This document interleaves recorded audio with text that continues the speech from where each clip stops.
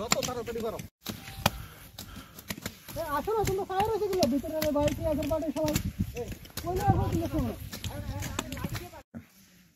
Actually আমাদের কল্যাণপুরের বড়বাবু যে তাপস, তার কাছে একটা ইনফরমেশান আসে যে কল্যাণপুর থানাধীন জলাইতুইসা এডিসি যে ভিলেজ, এই এডিসি ভিলেজের একদম দুর্গম যে ল্যান্ডের ভেতরে, মোস্ট প্রবাবলি ফরেস্ট ল্যান্ড হবে, তো ল্যান্ডের ভেতরে 2-3টা জায়গার ভেতরে আপনার ইললিগেল গাঁজা কাল্টিভেশন হয়েছে।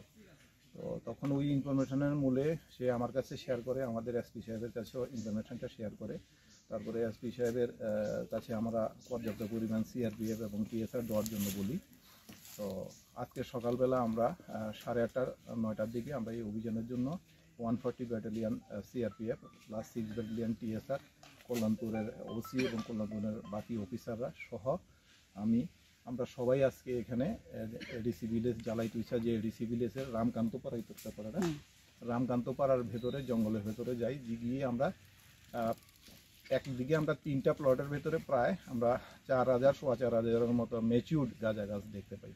তো সাথে সাথে এইগুলি আমরা ডিস্ট্রাকশন করি। তার পাশাপাশি আমরা আরেকটা স্পটেই অপোজিট, ঠিক রাস্তার অপোজিট ডাইরেকশনে আরেকটা লুঙ্গার ভেতরেও এরকম আমাদের কাছে ইনফরমেশান ছিল।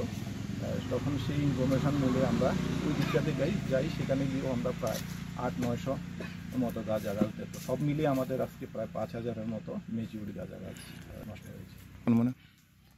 এখন বাজার মূল্য তো আপনার অ্যাকচুয়ালি একটা গাঁজা গাছের ভেতরে আমরা যে ম্যাচিউরড গাছ দেখি বা আমাদের অতীতের অভিজ্ঞতা থেকে প্রায় 200-250 গ্রামের মতো আপনার গাঁজা হয়ে যায়। তো সেই দিক থেকে দেখলে প্রায় এটা 1000 কেজির উপরে গাঁজা হয়ে যাবে। 1000 কেজি ড্রাই গাঁজার যদি আজকের দিনে বাজার মূল্য আমরা ধরি, প্রায় এটা 80 লক্ষ টাকার কাছাকাছি হয়ে যাবে। Thank you.